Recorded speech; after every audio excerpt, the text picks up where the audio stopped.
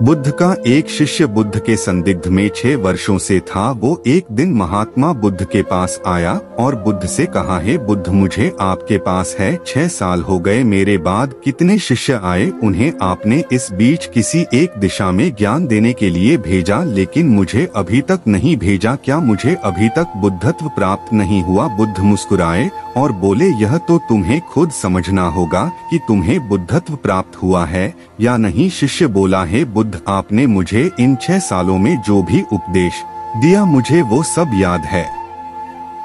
आपकी बताई एक एक बात मुझे याद है। आप मुझसे भी पूछ सकते हैं, मैं आपको हर उत्तर देने के लिए सक्षम हूँ। आप मुझे एक मौका तो दे ताकि मैं किसी भी दिशा में जाकर लोगों को आपके ज्ञान के बारे में भी बता सकूं। बुद्ध ने कहा, ज्ञान की बातों को याद रखने से कुछ नहीं होता जब तक आप उसे अपने आचरण में ना लाओ। जब तक आप किसी भी चीज को अपने आचरण में नहीं लाओगे तब तक आप दूसरों को नहीं कह सकते कि वो उसे अपने आचरण में लेकर आए। शिष्य ने कहा, जो भी हो कृपया आप मुझे एक मौका दे, आप मुझ पर भरोसा रखें।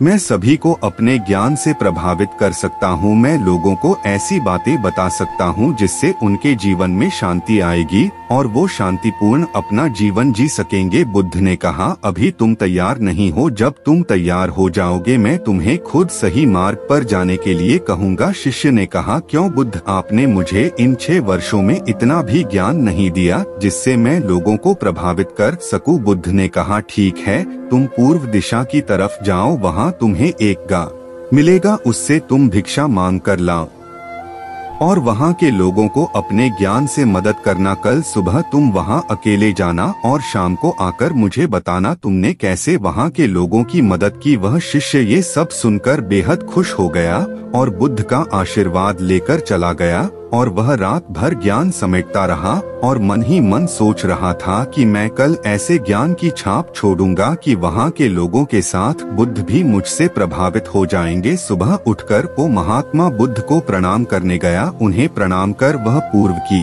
तरफ निकल गया। शाम को जब वह वापस आया तो बुद्ध ने देखा कि उस शिष्य के माथे पर चोट लगी है और खून बह रहा है। बुद्ध ने उसे पट्टी की और पूछा, तुम्हें यह चोट कैसे लगी? शिष्य ने कहा कि बुद्धि, वहाँ के लोग बेहद दुष्ट हैं, उन्हें जरा भी बुद्धि नहीं है।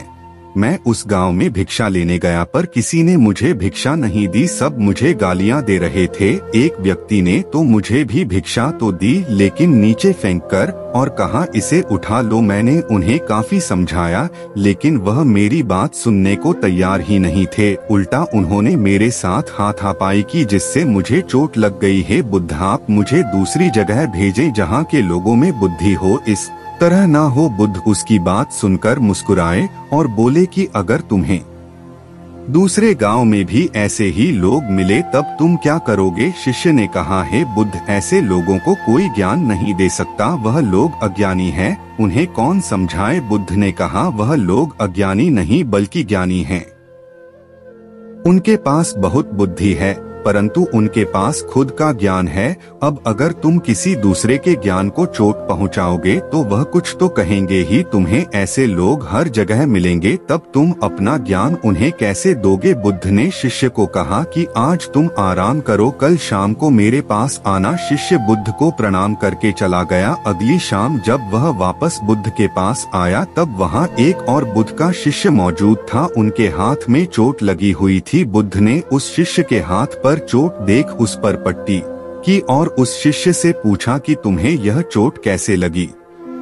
शिष्य ने कहा, हे बुद्ध, आपने पूर्व के एक गांव में मुझे जाने के लिए कहा था, वहीं मुझे यह चोट लगी। बुद्ध ने कहा, वहां तुम्हारे साथ क्या क्या हुआ, तुम मुझे बताओ। शिष्य ने कहा, हे बुद्ध, वहां पर मैंने सबसे भिक्षा मांगी लेकिन किसी ने मुझे भिक्षा नहीं दी। एक व्यक्ति जिसने भिक्षा दी थी उसने भी वह मुझे जमीन पर फेंक कर दी और कहा, उसे उठा लो। मैंने चुपचाप उसे उठाकर अपने पात्र में रख लिया और उसे कल्याण का आशीर्वाद दिया। तब उस व्यक्ति ने मुझसे कहा, आप बड़े ही अजीब व्यक्ति हो, मैं आपका अपमान कर रहा हूँ और आप मुझे आशीर्वाद दे रहे हैं। मैंने उनसे कहा कि आप धनी हैं, आपने मुझे दान दिया है, इसलिए मैं आपको आशीर्वाद दे रहा हूँ। फिर वहाँ से मैं आगे गया तो कुछ लोगों ने मुझे वहाँ से जाने के लिए कहा। उन्होंने मुझे कुछ अपशब्द कहे और मुझ पर कुछ पत्थर फेंके, जिससे मुझे चोट लग गई। जब मैं वापस आ रहा था तब मैंने एक माँ को रोते हुए देखा। वह अपने बीमार बच्चे को लेकर चिंतित थी। मैं तुरंत जंगल से जाकर उसके लिए जड़ी बूटी ले आया, लेकिन वहाँ के लोग मुझे जड़ी बूटी देने नहीं दे रहे थे। फिर मैंने उनसे विनती की कि वह मुझे उस बच्चे का इलाज करने दें। उसके बाद वो जैसा कहेंगे मैं ठीक वैसा ही करूँगा। फिर जिस व्यक्ति ने मुझे भिक्षा दी थी उसने गाँव वालों को समझाया, तब उन्होंने मुझे उस बच्चे को जड़ी बूटी लगाने दी। उसके बाद वह बच्चा ठीक हो गया। फिर गांव वालों ने मुझसे अपने किए गए अभद्र व्यवहार के लिए क्षमा मांगी और मुझे धन्यवाद कहा। फिर मैं वहां से वापस आ गया। हे बुद्ध, आपसे एक विनती है। उस गांव के लोग बहुत भोले भाले और सीधे हैं। क्या मैं रोज उसी गांव में जाकर भिक्षा मांग सकता हूँ? ये सभी बात वो पहला शिष्य भी सुन रहा था। उसने यह सुनते ही बुद्ध के चरणों में गिरकर कहा कि हे बुद्ध, मैं समझ गया हूँ कि अभी मैं उस लायक नहीं हुआ कि दूसरों को ज्ञान दे सकूं। बुद्ध ने कहा, हमें बाहर वैसे ही लोग दिखाई देते हैं जैसे हम भीतर से होते हैं। जब तक हम स्वयं को नहीं बदलते तब तक हम किसी को भी नहीं बदल सकते। खुद में परिवर्तन करना बेहद जरूरी है।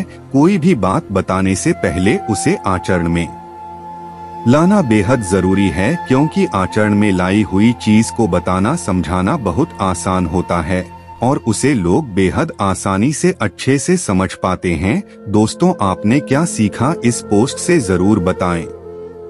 दोस्तों, हम सभी को ऐसा लगता है कि हमने जो कुछ भी सीखा है वह हमको दूसरों को सिखाना चाहिए, लेकिन हम जाने अनजाने में दूसरों को सिखाने के चक्कर में हम कभी कभी गलत साबित हो जाते हैं। तो इसलिए दोस्तों, अगर आप किसी को भी कोई भी सुझाव देने के लिए जाते हैं, आप कोई भी चीज सिखाने के लिए जाते हैं, तो सबसे पहले आप उस कार्य को संपूर्ण रूप से और सही ढंग से अच्छे से सीख जाएं। और आपको जब यह पक्का प्रूफ मिल जाए कि अब मैं इस कार्य को संपूर्ण रूप से सीख चुका हूं, अब मैं दूसरों को सिखा सकता हूं, तभी आप दूसरों को सिखाने के लिए जाए। अन्यथा आपके साथ दुर्व्यवहार हो सकता है और आपको क्षति भी पहुंच सकती है।